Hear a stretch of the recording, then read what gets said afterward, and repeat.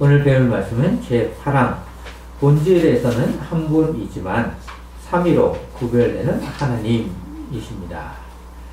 부제목을 보시면 하나님은 본질상 하나이지만 세 위격으로 구별되십니다 라는 말씀을 우리가 가지고 은혜를 나누기 원합니다. 우리는 이 진리와 이 말씀을 생각하면 바로 이제 벨기에 지역에서 이렇게 기도드 그네가 이것을 작성을 하면서 신앙 고백을 한 것을 우리가 읽어보도록 하겠습니다. 우리는 이 진리와 하나님의 말씀에 따라 본질상 오직 한 하나님을 믿습니다. 그분은 단 하나의 본질이시고 그 본질 안에서 세 위격이 있는데 비공리적 속성에 따라 정말로 진실로 영원히 구별되신 성부, 성자, 성령이십니다. 성부는 보이는 모든 것과 보이지 않는 모든 것의 원인과 근원과 시작이십니다. 성자는 말씀과 지혜와 하나님의 형상이십니다. 성령은 성부와 성자로부터 나오신 영원한 능력과 권능이십니다. 그럼에도 불구하고 하나님께서는 이 구별에 의해서 셋으로 나누어지지 않습니다.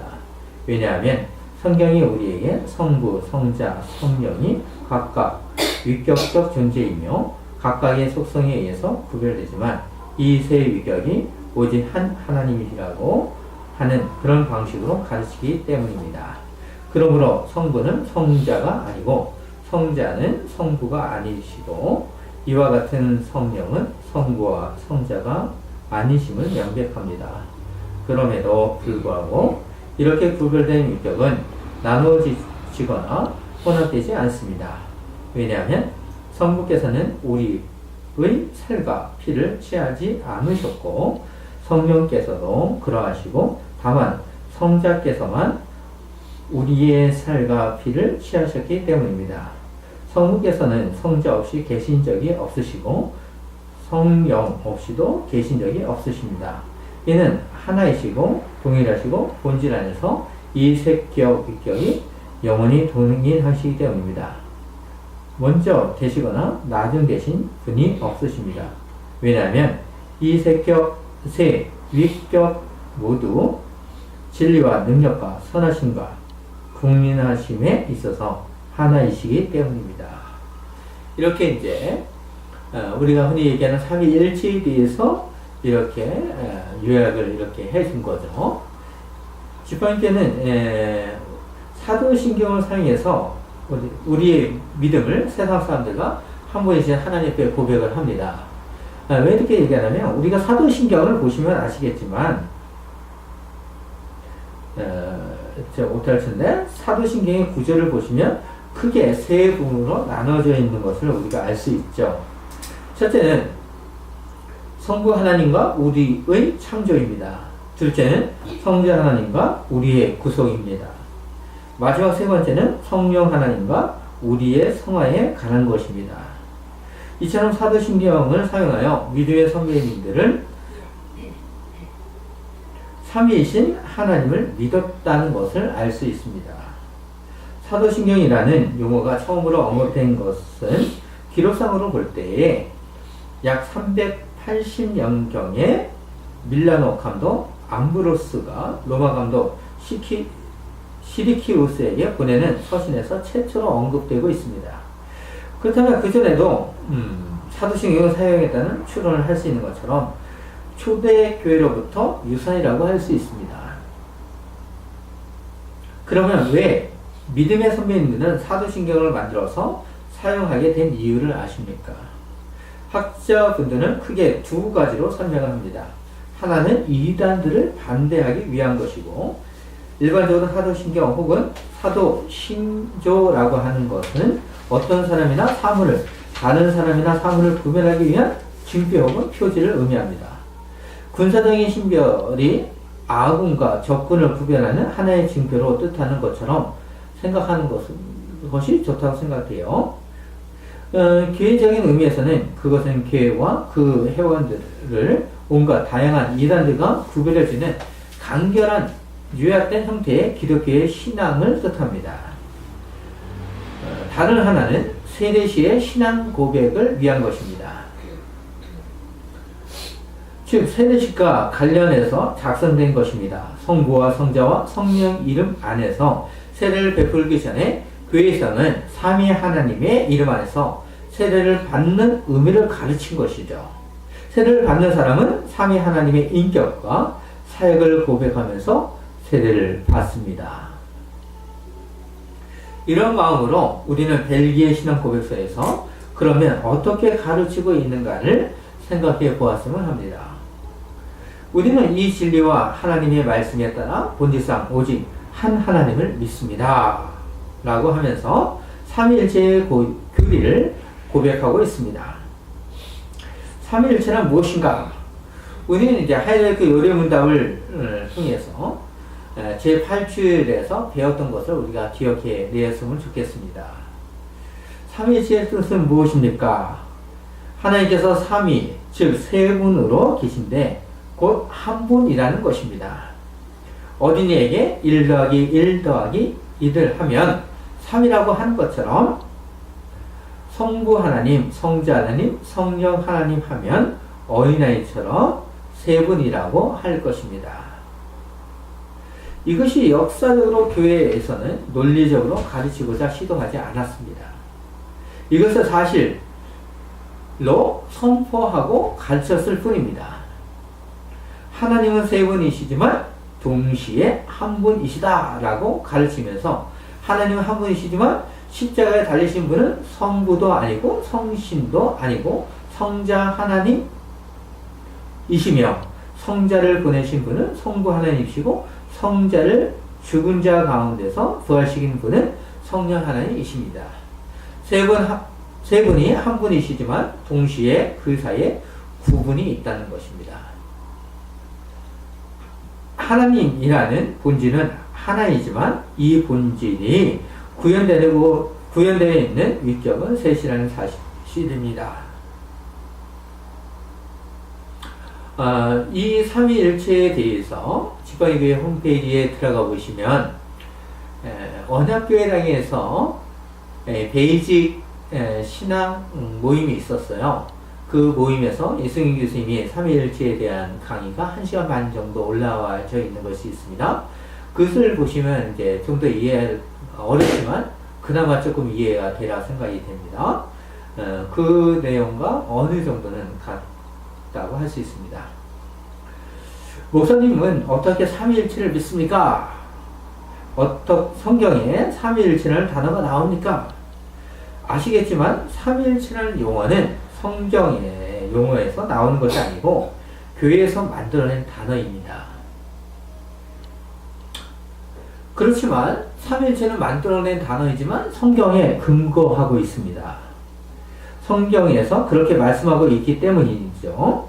왜 이렇게 힘든 이야기를 하는 것은 바로 이단 때문입니다. 만약에 이단이 없었다면 삼위일체라는 단어를 만들어내지 않았겠죠. 하나님이 분명히 한 분이라고 했는데 성부와 성자와 성령이 계신 것입니다.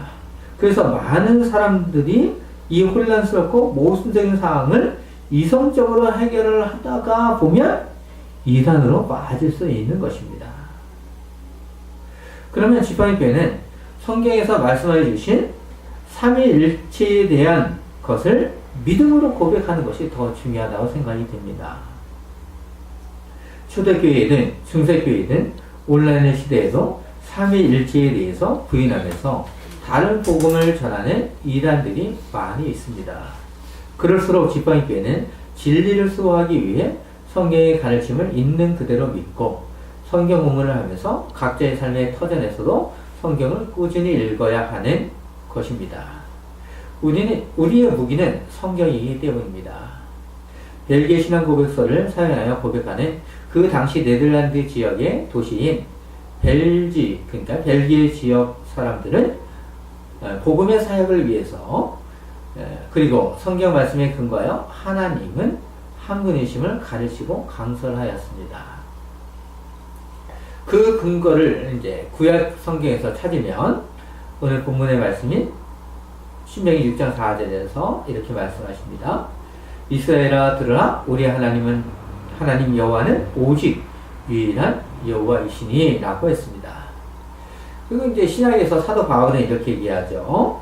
디모데전서 2장 5절에서 하나님은 한 분이시요 또 한 하나님과 사람 사이에 중보자도 한 분이시니 곧 사람이신 그리스도 예수라. 여기서 이제 중보자이신 한 분이시니 라고 얘기하잖아요.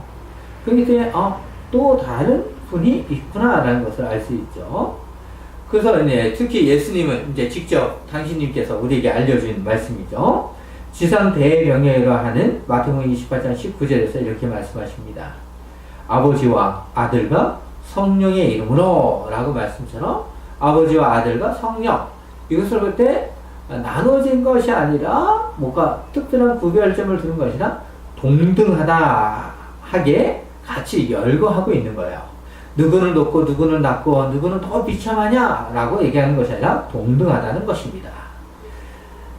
이런 말씀들을 통해서 우리는 하나님은 한 분이 계신데, 한 분이신데 그 하나님이 계시는 방식이 성부와 성자와 성령 삼위로 계신다는 것을 아는 것입니다.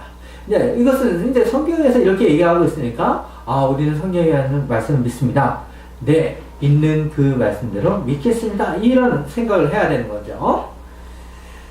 구약의 백성이든 신약의 교회이든 하나님은 동일하시게 삼위일체를 알려주신 것을 우리가 볼 수 있죠. 우리는 하나님께서 신명기 6장 5절에서 말씀하신 대로 너는 마음을 다하고 뜻을 다하여 힘을 다하여 내 하나님 여호와를 사랑하라는 것입니다. 힘을 다해도 하나님을 섬긴다는 것은 어려운 것입니다. 마귀는 다른 복음으로 오늘 오전 강설에서도 들은 것처럼 좋은 씨가 가라지를 덧뿌리고 감으로 교회 안에서 여러 가지 어려움도 당할 수 있다는 것을 생각하면 믿음의 생활은 어렵다는 것입니다. 마귀와도 힘든 싸움을 해야 하는데도 이단들과도 삼위일체에 대한 논쟁은 더 어려운 신앙생활을 하도록 만들고 있습니다. 그 예를 들면 양자설로 예수님의 신성을 부인하는 것입니다. 예수님은 하나님이 아니고 사람이신 예수님 안에 하나님의 말씀이 거했다는 주장입니다. 마치 말씀이 성전 안에 있는 것처럼 말씀이 예수 안에 거함으로 예수님은 하나님께 양자가 되었다는 것입니다.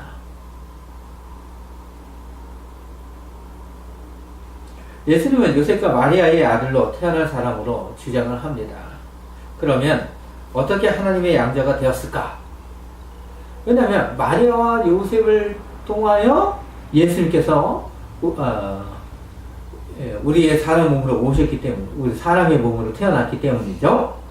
그래서 그렇다면 세상 사람들이 생각할 때 또한 양자론을 생각하는 이들이 생각했을 때 어떻게 하면 이렇게 사람의 몸에서 신의 몸을 됐을까라는 것을 생각해 볼 수 있는 것입니다.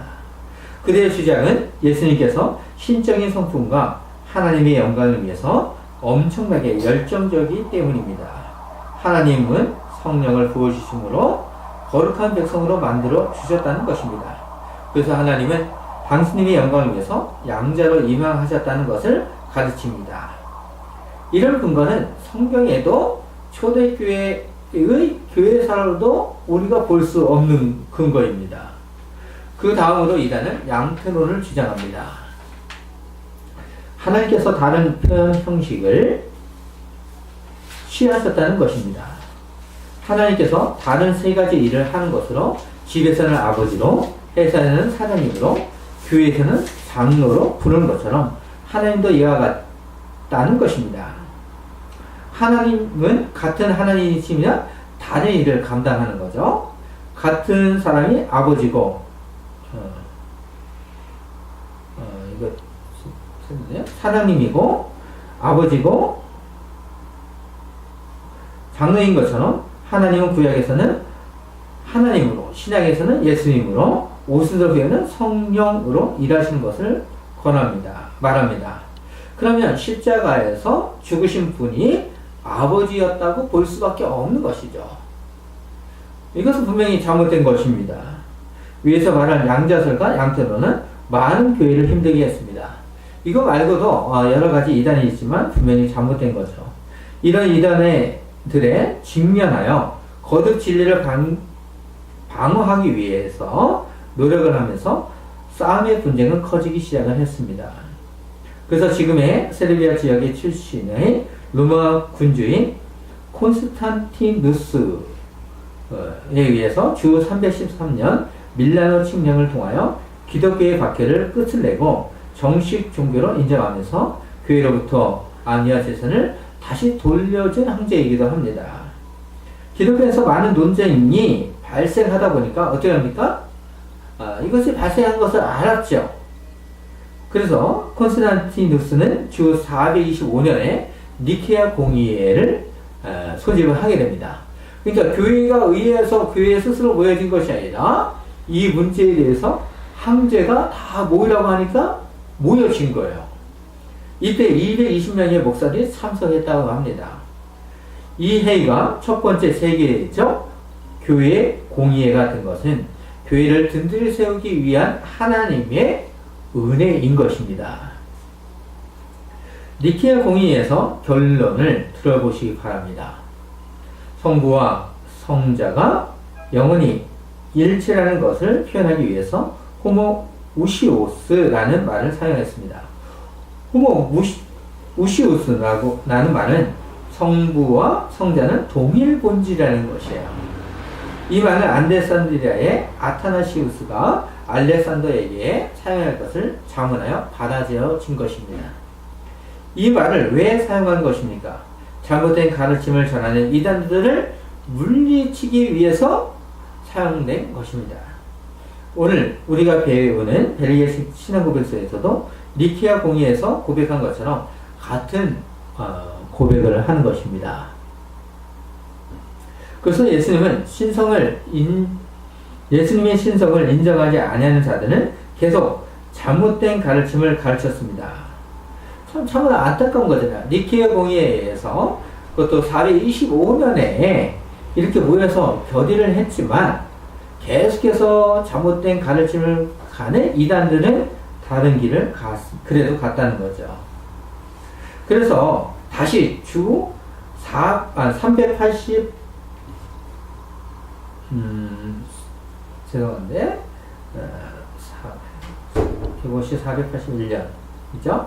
그때에 콘스탄티플 공의회에서 니케아 신경을 알려지게 되는 신앙의 진술을 채택하게 됩니다. 니케아 신경 초반부를 보시면 우리는 모든 보이는 것과 보이지 않는 것에 창조되신 전능하신 아버지 한 하나님을 믿는다. 우리는 하나님의 외아들로서 아버지로부터 태어나신 아버지의 본질로부터 독특하게 태어나신 하나님으로부터 하나님이 되셨으며 빛으로부터 빛이 되셨으며 진정한 하나님으로부터 진정한 하나님이 되셨으며 아버지와 동일한 본질을 갖고 아버지로부터 창조된 것이 아니라 아버지로부터 영원히 태어나신 하나님의 아들 예수 그리스도 한 진음을 믿는다는 것은 우리가 사용하는 사도신경보다 좀 더 이제 진보된, 더 확장된 것으로 생각할 수 있습니다.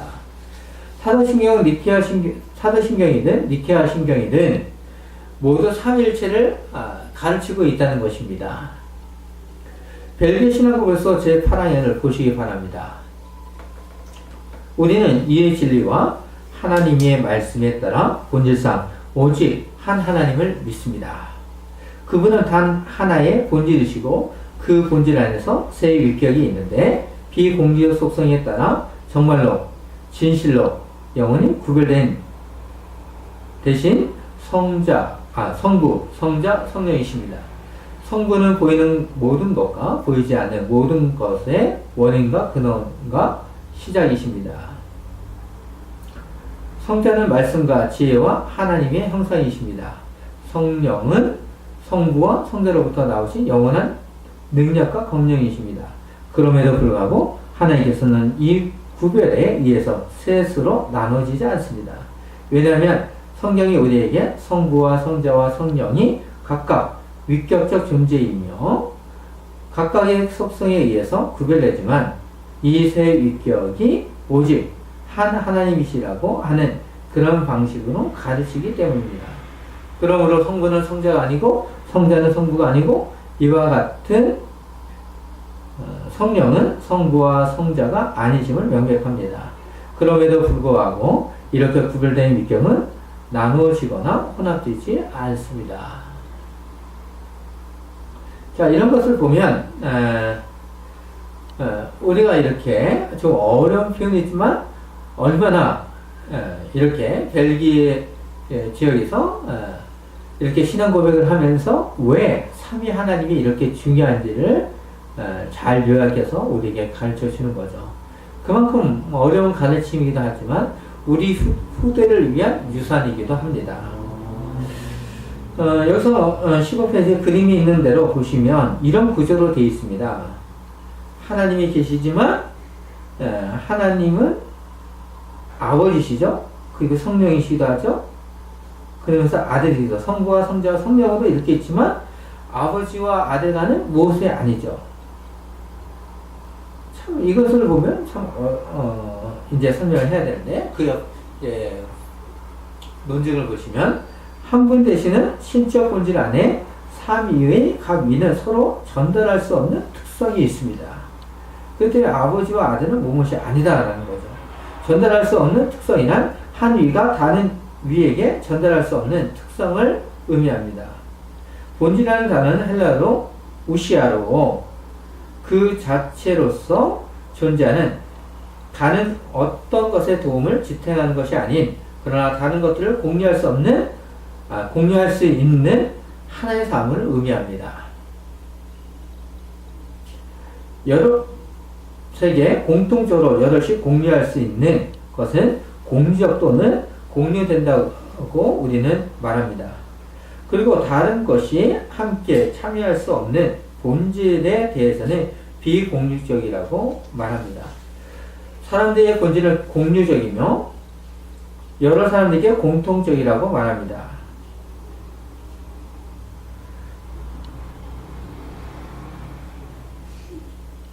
그리고 다른 사람에게 함께 참여할 수 없는 본질에 대해서는 비공유적이라고 말하죠. 사람들의 본질은 공유적이며 여러 사람에게 공통적이라고 말합니다. 하나님의 본질을 가리켜 공유적이라고 할 수 있으나 이것은 다만 신성 혹은 하나님의 본성인 신격의 삼위 모두에게 동일하고 완전하기 때문입니다. 그러면 위격은 무엇일까요? 실제하는 것으로 개별적이며 살아있고 지성적이며 비공유적입니다. 또한 이것이 다른 것 속에서 지탱되거나 다른 것의 일부가 아닙니다. 실제한다는 것은 그것이 생각이나 결정이나 사라지는 소리나 혹은 어떤 창조된 특질이나 움직임이 아니라는 것을 뜻합니다. 비공유라는 것은 삼위 안에서 공유가 가능한 하나님의 본질과 달리 위격은 어떻습니까? 공유가 불가능하다는 것입니다. 다른 것에서 지탱되지 않는다고 하는데 이는 그 자체에 의해서 지탱되기 때문입니다. 독립되었다는 거죠. 그리스도의 인성은 실제하며 개별적이고 비공유적이며 지성적이지만 그것은 위격이 아닙니다. 왜냐하면 그것이 말씀에 의해서 지탱되기 때문입니다. 한 분이신 하나님은 참되시고 유일하시며 성부와 성자와 성령은 세 위격으로 영원한 존재로 하기 때문입니다.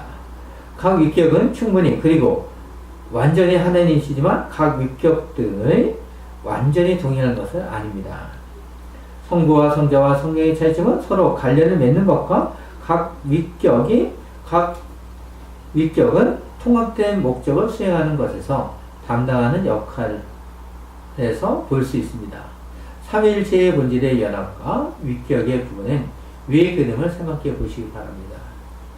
삼위일체의 교회는 신비 중에 신비입니다. 그리스도인은 삼위일체의 세 위격의 존재가 하나의 존재라고 하지 않으며 세 위가 하나의 위라고 말하지 않습니다.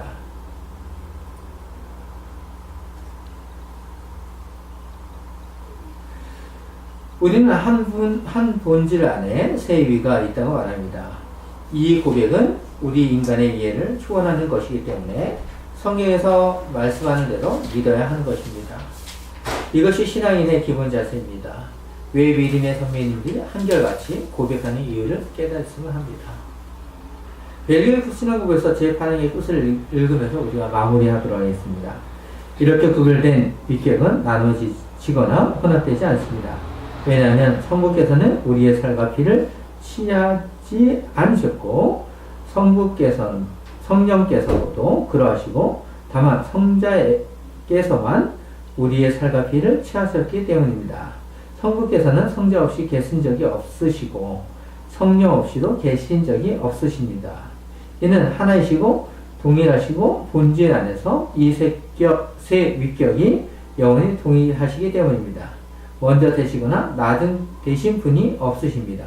왜냐하면 이 세 위격 모두 진리와 능력과 선하심과 긍휼하심에 있어서 하나이시기 때문입니다. 기도하겠습니다.